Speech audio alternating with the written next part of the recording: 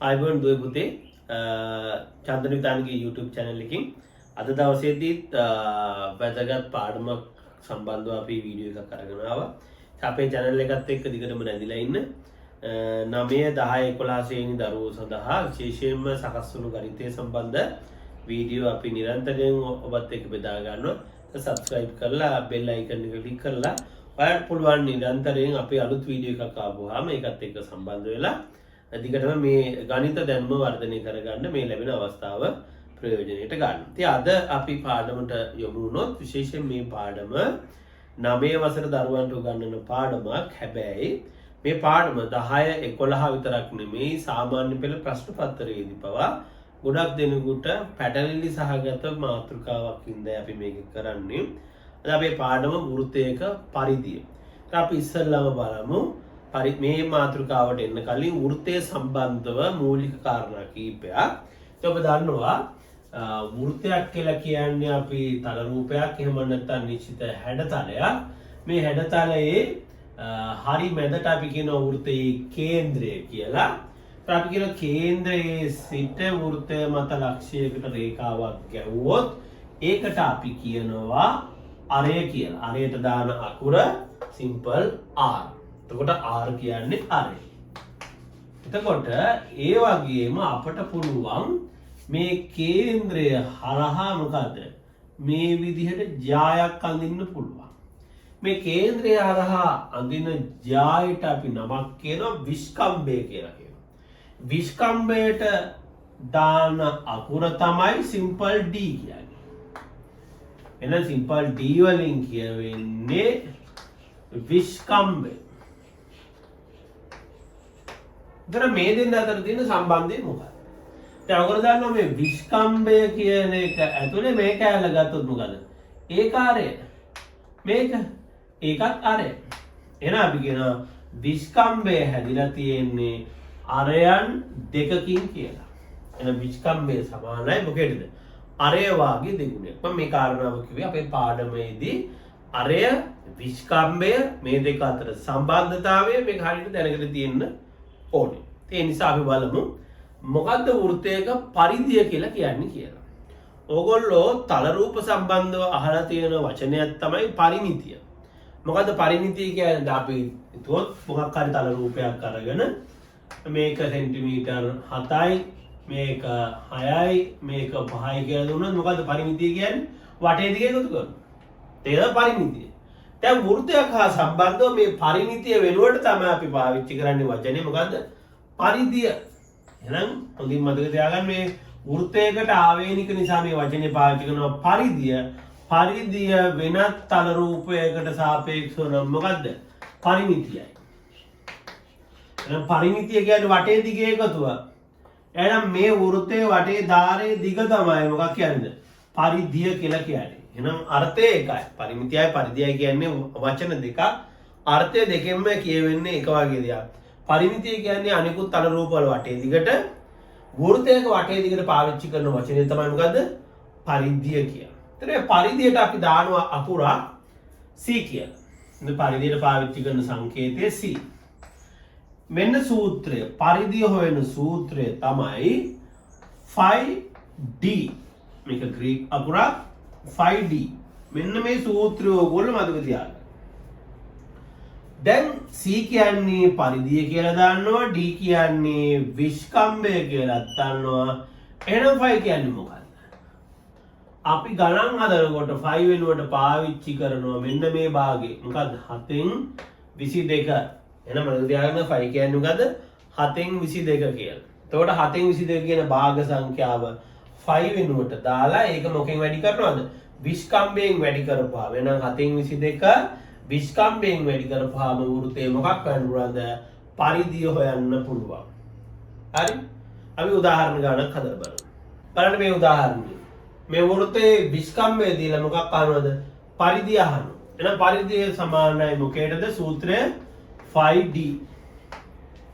එතකොට පරිධිය සමානයි 5 වෙනුවට දාන්නේ මොකද්ද? 7න් 22. හැම ගානෙම 7න් 22 දාන්න.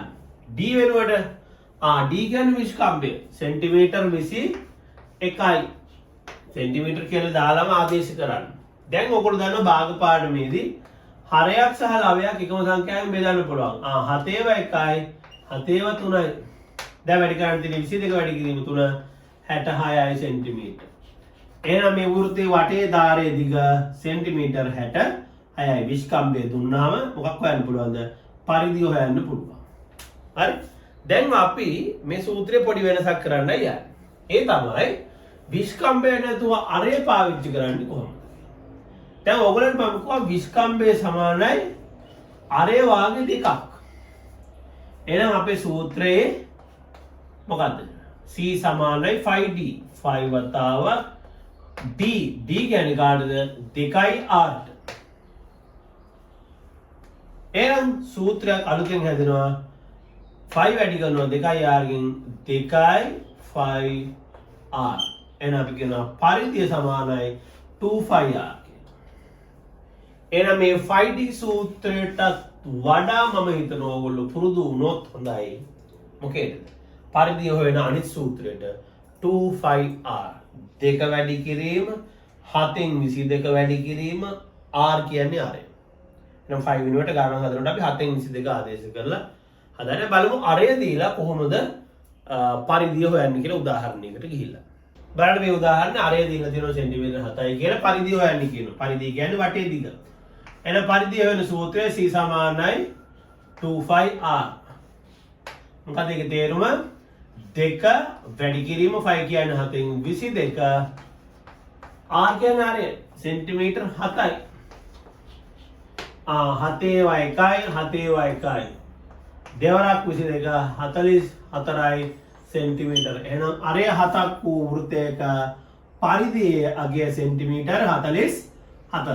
අපි තව උදාහරණයකට යමු. දැන් බලන්න මේ උදාහරණේ.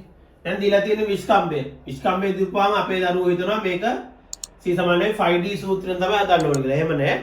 මේ සූත්‍ර දෙකෙන් ඕන එකක් පුළුවන්. මං කිව්වා ඔයා වඩාත් හොඳයි පාඩම් කරගත්තොත් මොකද්ද? C සමානයි 2πr කියන සූත්‍රය පාඩම් කරගත්තොත් හොඳයි. ඒක දිගටම 10 11 හැමෝට දරුවෙකුටම මේක මේ සූත්‍රය තාම වැදගත්. එහෙනම් C සමානයි 2πr කොහොමද යන්නේ? 2 වැඩි කිරීම 5 කියන්නේ 7න් 22. වැඩි කිරීම r අරය. දැන් විස්කම්භය දීලා තියෙන මීටර 7යි. විස්කම්භය වෙනුවට දැන් අපිට සූත්‍රය තියෙන කවුද? අරය. කොහොමද යන්නේ? විස්කම්භයෙන් භාගයයි. එහෙනම් 7 දෙකට බෙදලා 3.5 දාන්න එපා. 7 බෙදීම 2යි කියලා දාලාම හදමු. හරිනේ? විස්කම්භය දෙකට බෙදුවොත් තමයි මොකක් එන්නේද? අරය එන්නේ. දැන් මොකද අපේ සුළු කිරීම ඉතින් අපහසුයි. 7/1යි කියලා මේක කපනවා. මේ දෙකට මේ දෙක කැපිලා යනවා. දශම අපේ ගානේ ඇතුලේ ඔයවත් යෙදෙන්නේ නැහැ. එහෙනම් මීටර 22යි මොකද්ද? පරිධිය. ඉතින් අපිට අරය දුන්නත් විස්කම්භය දුන්නත් මොන සූත්‍රය පාවිච්චි කරන්න බලද? 2πr සූත්‍රය පාවිච්චි කරලා හදන්න පුළුවන්. අපි තව උදාහරණයක් හදමු. දැන් මේ උදාහරණය බලන්න. අරය දීලා තියෙනවා 10.5 සෙන්ටිමීටර කියලා. අපි දැන් හොයමු මොකද්ද? පරිධිය හොයමු. පරිධිය හොයන සූත්‍රය මොකද්ද? C සමානයි 2πr. ඉතින් මේ සූත්‍රේ දැන් ගණන් කීපයක් හැදුවා. දැන් පුරුදුයි 2 වැඩි කිරීම මේ අතර තියෙන වැඩි කිරීම 5 කියන්නේ 7න් 22 වැඩි කිරීම අරය r 10.5. ඉතින් බලන්න මම 10.5 නොදා මේකට කරන වැඩේ දැන් ඔයගොල්ලෝ දන්නවා 10.5 දෙකක් කීයද? බයි 10 බිංදු දෙන්න එකක් විතර ඒක මෙතෙන් ආවා 2.21යි. එහෙනම් මම ලියනවා මේ 10.5 වෙනුවට විස්කම්භය 21 තිබ්බනම් ඒකෙන් භාගය. එහෙනම් 21 බෙදීම 2යි කිය. දැන් සුළු කිරීම පහසුව සඳහා තමයි අපි මේ වැඩේ කළේ. දැන් බලන්න මගේ ගානේ මොනවද නැද්ද? දශම නැහැ. දැන් බලන්න දෙකට දෙක කැපෙනවා. 7/1යි 7/3යි කියලා ඉර උඩයි යටයි කපන්න පුළුවන් එකම සංඛ්‍යාවයි. දැන් බලන්න පරිධියට එන්නේ මොකද්ද? 22 වැඩි කිරීම 3 66 සෙන්ටිමීටර කියලා බොහොම පහසුවෙන් ගන්න පුළුවන්. එහෙනම් මම හිතනවා අද දවසේ අපි ඉගෙන ගත්ත කාරණාව සාරාංශ කළොත් වෘත්තයක පරිධිය එහෙම නැත්නම් වෙන රූපයක හැටියට නම් පරිමිතිය වටේ දිග සම්පූර්ණ වටේ වෘත්තයක සම්පූර්ණ වටරවුම ගත්තාම ඒකට කියන නම තමයි පරිධිය කියන්නේ. ඒ පරිධිය හොයන්නේ කොහොමද? විස්කම්භය හෝ අරය දුන්නා. ඒ නිසා තමයි මම පාවිච්චි කරන සූත්‍රයක් කියලා දුන්නා C සමානයි එක්ක 5D නැත්නම් C සමානයි 2πr පාවිච්චි කරන්න පුළුවන්. මම ඒකෙන් ඔබට මතක් කරනවා 5D සූත්‍රයට වඩා ඔබ පුරුදු වුණා නම් වඩාත් හොඳයි. මොකද C සමානයි 2πr සූත්‍රයත් එක්ක වැඩ කරන්න පුරුදු වෙන්න. 5D කමක් නෑ අභ්‍යාසය තියෙනවා ගණන් හදන්න. ඒ වගේ මේ පාඩම 10 වසර දරුවන්ට 11 වසර දරුවන්ට අපි විභාග ප්‍රශ්න සාකච්ඡා කරනකොට කොච්චර වැදගත්ද කියලා මම හිතන්නේ පළවෙනි ප්‍රශ්න පත්‍රයේ එක B කොටසේ පරිමිතිය ආශ්‍රිත ප්‍රශ්නයට ඔබට 2πr යොදන්න වෙනවාමයි හැම අවුරුද්දකම. එතන මේක 9 10 11 හැමෝටම වැදගත් වෙන්නේ ඒ නිසා. ඒ නිසා අපි මේ පොඩි පාඩම එක අපි මේ වගේ ඔවත් එක්ක වරින් වර මේ වගේ ඔබට අවශ්‍ය පාඩම් මාලා අරගෙන එනවා. එහෙනම් දිගටම රැඳී ඉන්න අපේ චන්දන විදානගේ YouTube channel එකත් එක්ක. ඒ වගේම අපි අපේ channel එක subscribe කරලා bell icon එක click කරලා තියාගෙන නිරන්තරයෙන් අපි දාන වීඩියෝත් එක්ක සම්බන්ධ වෙන්න කියලා ආරාධනා කරමින් අදට සමු ගන්නවා. එහෙනම් හැමෝටම සුබ දවසක්. ආයුබෝවන්.